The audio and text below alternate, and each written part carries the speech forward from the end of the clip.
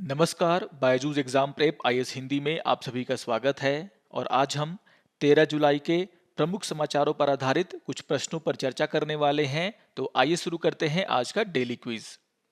यहाँ पर question number 1 है, निम्नलिखित कथनों पर विचार कीजिए। और यहाँ पर आपको 3 कथन दिए गए हैं और आपसे पूछा जा रहा है सही कथन का चयन कीजिए। यहाँ पर पहला कथन है, विगत दशक में यूरोपीय संघ के देशों के साथ भारत का निर्यात देश के समग्र निर्यात की तुलना में तेजी से बढ़ा है। तो यहाँ पर ये जो कथन है वो पूरी तरीके से सही है। आपको ध्यान में रखना है कि इससे जुड़ा हुआ जो न्यूज़ आज के द इंडियन एक्सप्रेस में आया है, वहाँ पर जो है इस बात की चर्चा की गई है कि भारत और यूरोपीय यूनियन के देशों के बीच में जो व्यापार है वह काफ़ी बढ़ा है और भारत का जो एक्सपोर्ट है इन देशों को वो भी जो है ओवरऑल बढ़ा है। यानी कि इस न्यूज़ के आधार पर अगर देखा जाए तो यहाँ पर पहला कथन पूरी तरीके से सही है। आइए देख लेते हैं दूसरे कथन को। दूसरा कथन है, भारत यूएई व्यापक आर्थिक भागीदारी समझौते के तहत कम टैरिफ अर्हता प्राप्त करने के लिए निर्यातक देश में 40% मूल्यवर्धन या 40% तक पर्याप्त प्रसंस्करण आवश्यक है। तो यहाँ पर बात की जा रही है भारत और यूएई के बीच में जो फ्री ट्रेड एग्रीमेंट हुआ है उसको लेकर के। और आपको ध्यान में रखना है किस एग्रीमेंट के तहत रूल ऑफ ओरिजिन को जो है सख्ती से लागू किया गया है। कहने का आशय ये है कि मान लीजिए भारत और यूएई के बीच में कम टैरिफ को लेकर के समझौता हुआ है, तो यहाँ पर जो उत्पाद हैं, जो सामान हैं, वह इन्हीं दोनों देशों के अंदर उत्पादित सामान होने चाहिए। ये नहीं कि किसी तीसरे देश का जो उत्पादित सामान है उसे जो है यहाँ पर भारत और यूएई में बेचा जाए। और इसीलिए यहाँ पर यह कहा गया है कि अगर किसी भी कंपनी को कम टैरिफ अर्हता प्राप्त करना है तो यहाँ पर उसे जो है निर्यातक देश में 40% तक मूल्यवर्धन या फिर 40% तक पर्याप्त प्रसंस्करण करना आवश्यक है, जिससे कि जो निर्यातक देश है उसको भी फायदा हो, उसकी जीडीपी को भी फायदा हो। तो यहाँ पर जो दूसरा कथन है वो भी पूरी तरीके से सही है। आइए देख लेते हैं तीसरे कथन को। तीसरा कथन है, यूएस मैक्सिको कनाडा समझौते में एक सूर्यास्त खंड है जो समय समय पर समीक्षा करता है कि समझौता 16 वर्षों में स्वचालित रूप से समाप्त हो जाएगा यदि भागीदारी देश इसे फिर से बातचीत नहीं करता। तो यहां पर यह कथन भी पूरी तरीके से सही है। अगर हम यूएस मैक्सिको कनाडा के बीच में जो एग्रीमेंट हुआ है मुक्त व्यापार को लेकर के, तो उसमें यह कहा गया है कि अगर मान लीजिए जो भी यहां पर समझौते किए गए हैं अगर उनकी समीक्षा समय समय पर नहीं होती है, यानी कि तो यहां पर ये जो समझौता तीनों के बीच में हुआ है वह स्वतः ही समाप्त हो जाएगा। और यहां पर जो टाइम लिमिट रखा गया है वो कितना है, 16 वर्षों का। यानी कि यूएस मैक्सिको कनाडा को उनके बीच में जो समझौते हुए हैं उनकी समय समय पर समीक्षा करनी होगी, उसमें जो बदलाव चाहिए वो करने होंगे। अगर समीक्षा नहीं की जाती है तो इन तीनों के बीच में जो समझौता हुआ है फ्री ट्रेड को लेकर के वह स्वतः ही खत्म हो जाएगा। तो यहां पर यह कथन भी पूरी तरीके से सही है और इसीलिए क्वेश्चन नंबर 1 का आंसर होगा आपका ऑप्शन नंबर डी। यहां पर सारे के सारे कथन सही हैं। तो यहां पर जितने भी कथन थे वह इस न्यूज को ध्यान में रख करके बनाए गए थे। यहां पर उन सभी बातों की चर्चा है, तो इसको भी आप लोग जरूर ध्यान से पढ़ेंगे। आइए अब क्वेश्चन नंबर 2 पर चर्चा कर लेते हैं। क्वेश्चन नंबर 2 है, जलवायु परिवर्तन के संबंध में निम्नलिखित कथनों पर विचार कीजिए। और यहां पर आपको 3 कथन दिए गए हैं और आपसे पूछा जा रहा है सही कथन का चयन कीजिए।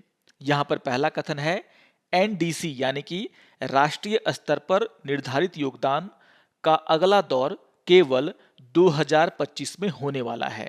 तो यहां पर बात हो रही है राष्ट्रीय स्तर पर निर्धारित योगदान यानी कि एनडीसी की।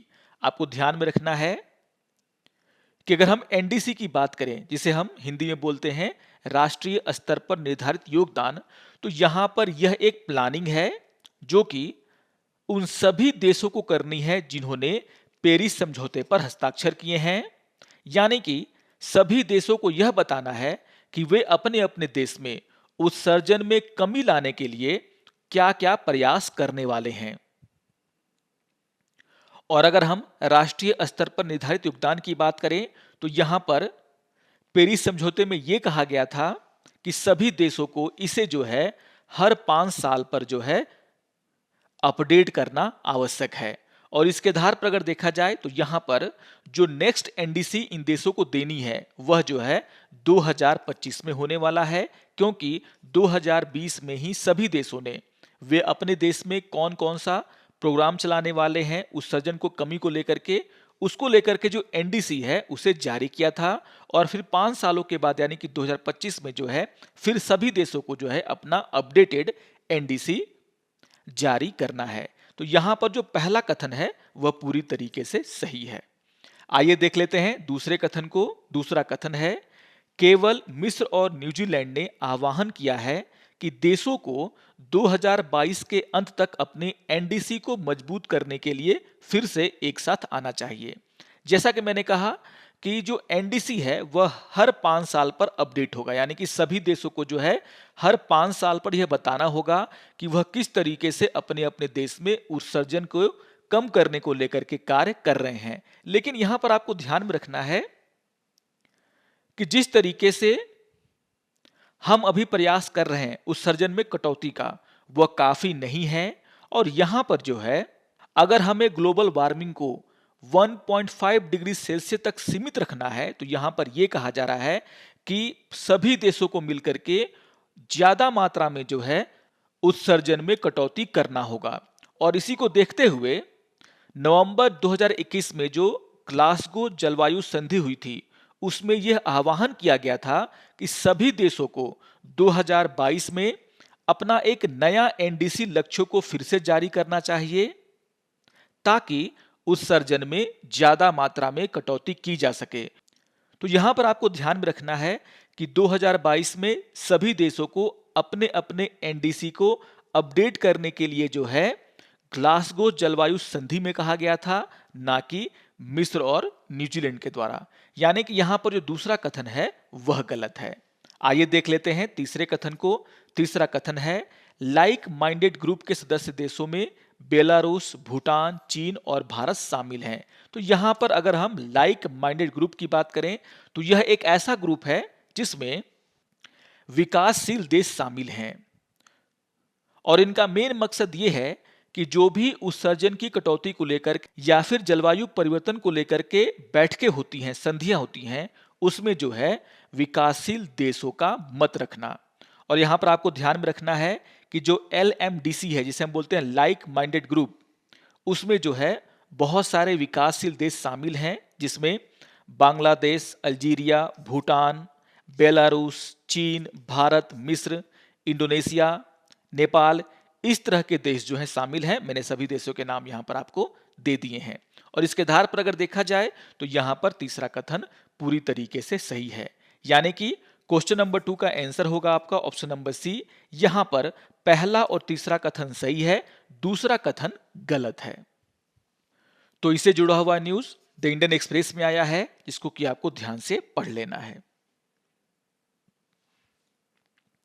आइए अब क्वेश्चन नंबर 3 पर चर्चा कर लेते हैं। क्वेश्चन नंबर 3 है, भारत में जमानत की व्यवस्था के संबंध में निम्नलिखित कथनों पर विचार कीजिए। और यहां पर आपको 3 कथन दिए गए हैं और आपसे पूछा जा रहा है सही कथन का चयन कीजिए। यहां पर पहला कथन है, CRPC जमानत शब्द को परिभाषित नहीं करता है, केवल भारतीय दंड संहिता के तहत अपराधों को जमानती और गैर जमानती के रूप में वर्गीकृत किया गया है। तो यहां पर यह कथन पूरी तरीके से सही है। आपको ध्यान में रखना है कि CRPC में जमानत शब्द को जो है परिभाषित नहीं किया गया है। लेकिन आपको यह भी ध्यान में रखना है कि जो भारतीय दंड संहिता है उसके तहत अपराधों को जो है 2 वर्गों में बांटा गया है। ऐसे अपराध जिसमें जमानत मिल सकती है और ऐसे अपराध जो कि गैर जमानती हैं, यानी कि उनमें आपको जमानत नहीं मिलेगा। और इसके आधार पर अगर देखा जाए तो यहां पर पहला कथन पूरी तरीके से सही है। आइए देख लेते हैं दूसरे कथन को। दूसरा कथन है, गैर जमानती अपराध संज्ञेय हैं जो पुलिस अधिकारियों को बिना वारंट के गिरफ्तारी में सक्षम बनाता है। तो यहां पर हम बात कर रहे हैं गैर जमानती अपराधों के बारे में। और आपको ध्यान में रखना है कि गैर जमानती अपराध संज्ञेय अपराध होते हैं। इसका मतलब ये होता है कि पुलिस अधिकारी बिना वारंट के भी किसी व्यक्ति को जो है गिरफ्तार कर सकते हैं अगर उस पर ऐसे अपराध का मामला चल रहा है जो कि गैर जमानती है। यानी कि यहां पर जो दूसरा कथन है वो भी क्या है, सही है। आइए देख लेते हैं तीसरे कथन को। तीसरा कथन है सीआरपीसी मजिस्ट्रेटों को अधिकार के तहत जमानती अपराधों के लिए जमानत देने का अधिकार देता है। आपको ध्यान में रखना है कि सीआरपीसी मजिस्ट्रेटों को यह अधिकार देता है कि जो जमानती अपराध हैं उनमें वो डिसाइड करें कि उनमें जो है किसी अपराधी को जमानत देना है या फिर नहीं देना है। यानी कि यहां पर तीसरा कथन भी सही है और इसीलिए क्वेश्चन नंबर 3 का आंसर होगा आपका ऑप्शन नंबर डी। यहां पर सारे के सारे कथन सही हैं। तो इससे जुड़ा हुआ एक बहुत ही महत्वपूर्ण न्यूज आज के द इंडियन एक्सप्रेस में आया है, जिसका शीर्षक है bail law and the Supreme Court call for reforms. तो ये टॉपिक बहुत ही महत्वपूर्ण है, इसको भी आप लोग जरूर ध्यान से पढ़ेंगे। आइए अब क्वेश्चन नंबर 4 पर चर्चा कर लेते हैं। क्वेश्चन नंबर 4 है नासा ने वेब की पहली डीप फील्ड छवि को ब्रह्मांड की अब तक की सबसे रहस्यपूर्ण और सबसे तेज फिल इन द ब्लैंक्स छवि के रूप में वर्णित किया है। यह SMACS 0723 नामक एक आकाशगंगा के समूह के अतिरिक्त और भी बहुत कुछ को प्रदर्शित करती है। तो यहां पर आपको ध्यान में रखना है कि इससे जुड़ा हुआ न्यूज आज के द इंडियन एक्सप्रेस में आया है और यहां पर यह कहा गया है कि यूएस के जो प्रेसिडेंट हैं जो बिडेन, उनके द्वारा जेम्स वेब स्पेस टेलीस्कोप का जो पहला कलरफुल इमेज है उसे जो है रिलीज किया गया है और यह जो इमेज है वह इंफ्रारेड इमेज है, ये आपको ध्यान में रखना है। यानी कि यहां पर जो फिल इन द ब्लैंक्स है वहां पर आंसर क्या होगा आपका इंफ्रारेड यानी कि अवरक्त। तो ध्यान रखिएगा क्वेश्चन नंबर 4 का आंसर है आपका ऑप्शन नंबर ए यानी कि इंफ्रारेड छवि। तो इससे जुड़ा हुआ जो न्यूज है वो आपको ध्यान में रखना है। जिस आकाशगंगा का यहां पर नाम दिया गया है उसे भी आप जरूर ध्यान में रखेंगे, एग्जाम पॉइंट ऑफ व्यू से इंपॉर्टेंट है। आइए अब एक प्रीवियस ईयर क्वेश्चन पे चर्चा कर लेते हैं और ये क्वेश्चन 2021 में पूछा गया था। क्वेश्चन नंबर 5 है सिंधु नदी प्रणाली के संदर्भ में निम्नलिखित 4 नदियों में से 3 नदियां इनमें से किसी एक नदी में मिलती है जो सीधे सिंधु नदी में मिलती है। निम्नलिखित में से वह नदी कौन सी है जो सिंधु नदी में सीधे मिलती है और यहां पर आपको 4 ऑप्शन दिए गए हैं। तो इसे अगर हम फिगर में देखें तो आपको ज्यादा अच्छे तरीके से समझ में आ जाएगा। आप यहां पर देख सकते हैं कि अगर हम चेनाब की बात करें, चाहे झेलम की बात करें या फिर रावी नदी की बात करें, ये तीनों नदियां जो हैं सतलुज में आके मिलती हैं और फिर सतलुज जो है वह सीधे सिंधु नदी से मिल जाता है। तो यहां पर इस फिगर के आधार पर देखा जाए तो यहां पर आंसर क्या होगा आपका ऑप्शन नंबर डी यानी कि सतलुज। तो याद रखिएगा क्वेश्चन नंबर 5 का आंसर है आपका ऑप्शन नंबर डी। आइए अब आज के तथ्य के ऊपर चर्चा कर लेते हैं और आज का तथ्य है यूरो का मूल्य ह्रास। तो इससे जुड़ा हुआ न्यूज इंडियन एक्सप्रेस में आया है जहां पर इस बात को लेकर के चर्चा की गई है कि आखिर यूरो जो है वह डॉलर के मुकाबले क्यों गिर रहा है, कमजोर हो रहा है और इसका असर जो है वह रुपए पर क्या पड़ने वाला है। तो यहां पर आपको यह समझना कि आखिर यूरो जो है कमजोर क्यों हो रहा है। यहां पर इसके 2 रीजन दिए गए हैं। यहां पर यह कहा गया है कि लगातार 2008 से देखा जा रहा है कि यूरो का जो मूल्य है वह डॉलर के मुकाबले गिर रहा है, उसमें मूल्य ह्रास हो रहा है और यहां पर जिस तरीके से रूस और यूक्रेन के बीच में युद्ध हुआ है उसका असर भी यूरो पर देखने को मिल रहा है। दूसरा, जो यूएस और यूरोपियन सेंट्रल बैंक के द्वारा मॉनेटरी पॉलिसी अपनाई गई है उसके कारण भी यहां पर यूरो जो है वह डॉलर के मुकाबले कमजोर हुआ है। अब यहां पर यह भी कहा गया है कि अगर यूरो कमजोर होगा तो इसका सीधा असर रुपए पर ही पड़ेगा जो कि पहले से ही डॉलर के मुकाबले काफी वीक हो गया है और यहां पर यह कहा जा रहा है कि अगर यूरो जो है लगातार वीक रहता है डॉलर के मुकाबले, उसका मूल्य ह्रास बना रहता है, तो यहां पर जो है रुपए पर भी इसका असर पड़ेगा और रुपया जो है डॉलर के मुकाबले और वीक हो सकता है यानी कि उसके मूल्य में भी ह्रास हो सकता है। तो तो इन सभी पॉइंट को एक बार आप लोग जरूर ध्यान से पढ़ लेंगे। आशा करता हूं कि आप सभी को आज का डेली क्विज पसंद आया होगा। सारे क्वेश्चंस इंपॉर्टेंट हैं, इससे जुड़े हुए जो न्यूज़ हैं वो इंपॉर्टेंट हैं, इनको आप लोग एक बार जरूर रिवाइज कर लेंगे। और अगर आपको ये वीडियो अच्छा लगे तो आप जरूर इसको लाइक करें, शेयर करें और दूसरों को भी सब्सक्राइब करने के लिए प्रेरित करें। तो मिलते हैं डेली क्विज के अगले अंक में, तब तक के लिए नमस्कार और धन्यवाद।